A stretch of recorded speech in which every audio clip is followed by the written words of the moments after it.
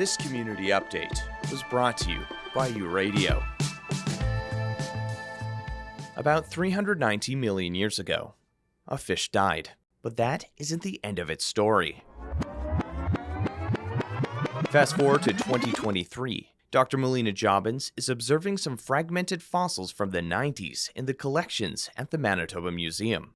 However, at that time, there wasn't much material available on the newly described genus Elmosteus lundarensis to gain a good understanding of what it was like in life. I went there to look at them, so back in 2023, and there were just a couple of drawers of them, so about 3 drawers with a couple of specimens in there. And it wasn't just Elmosteus, there were a bunch of other small specimens of fish.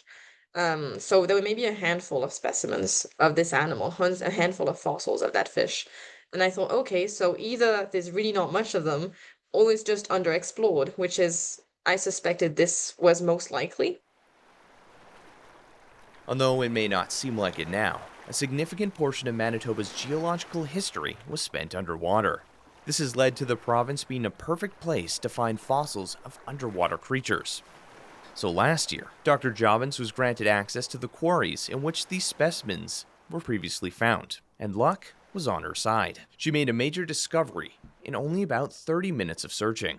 So I went there last summer and then got to some of the quarries there, thanks to some people who granted access. And next thing I know, I'm checking out one of these quarry walls, just looking on the side of these like quarry cliffs.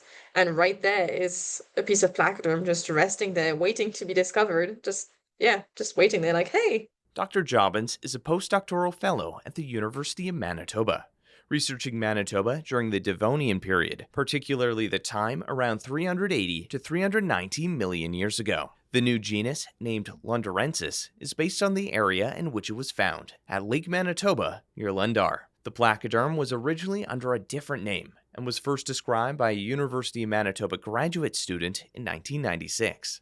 This new discovery adds to the growing collection of material of these animals and our understanding of one of our oldest ancestors with jaws. So we do know it was likely a predator as well, because we have the jaw preserved, so we can tell that already. So the jaws are made of 2 main teeth, so one at the very front and one on the side, kind of like halfway across the functional part. And the rest of it is a blade, so we know that it has a double function. So the teeth will kind of do the puncturing, and the middle one will do the pulling because of the orientation. It points to the back a bit, which is very characteristic for pulling things. These jaws are incredibly important, explains Dr. Jobbins, as more research into placoderms can help provide a greater understanding of our origins.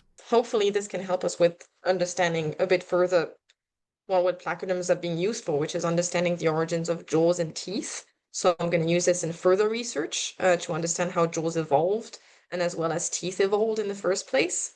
So how they first originated and again the early steps to get to what we have today.